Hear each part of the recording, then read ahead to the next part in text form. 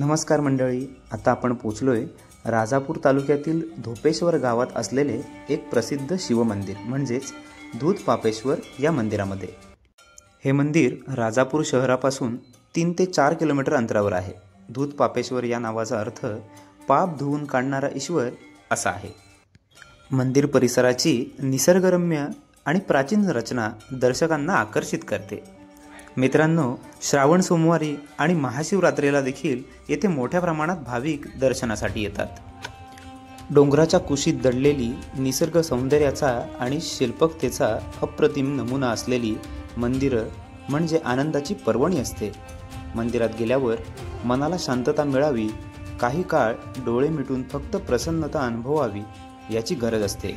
आडवाटेला डोंगराच्या सानिध्यात वसलेली काही शिवालय असा आनंद देतात।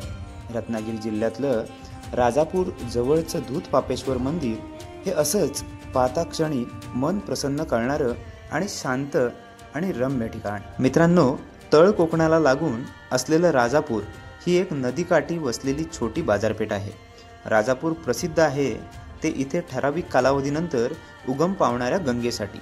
ही गंगा काही वेळा नियमित तर काही वेळा अनियमितपणे उगवत असली तरी तिची ख्याती लांबपर्यंत पसरलेली आहे। मुळातच राजापूर शहर सखल भागात वसलेलं, त्यामुळे नदीला थोडा मोठा पूर आला तरी शहराची बाजारपेठ पाण्याखाली जाते। अशा या शहरातल्या विशिष्ट भागात दर 4 वर्षांनी अवतरणारी गंगा हे एक अद्भुतच।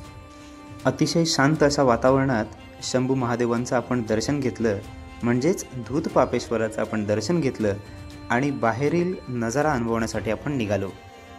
आत्ता मात्र बॅकग्राऊंडला तुम्हाला पाण्याचा आवाज येतच असेल। हो, तिथेच चाललोय आपण। चला तर पाहूया सुंदर नजारा।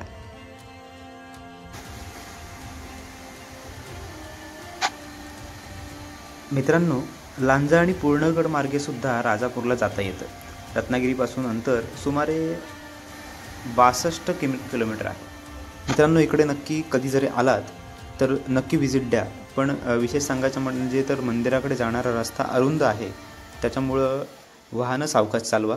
आणि पावसाळ्याची जस्ट आता सुरुवात झाली, पाणी यायला सुरुवात झाली, नदीचा प्रवाह खूप जोरात असतो, त्याच्यामुळं पाण्यात उतरण्याआधी खबरदारी घ्या आणि स्वतःची काळजी घेऊन संपूर्ण मंदिराचा आवार आणि इथलं प्रसन्न वातावरण अनुभवा।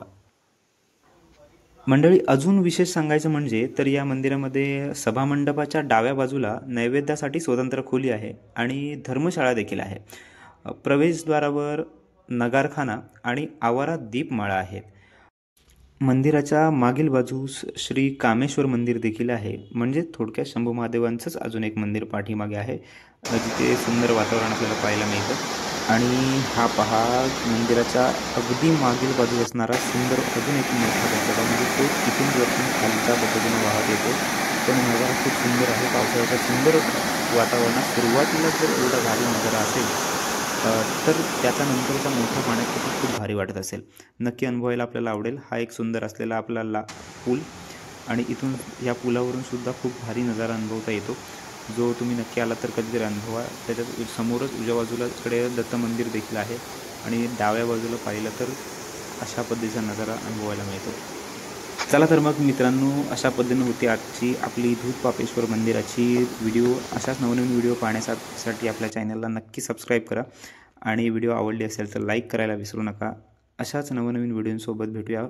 चला तर बाय।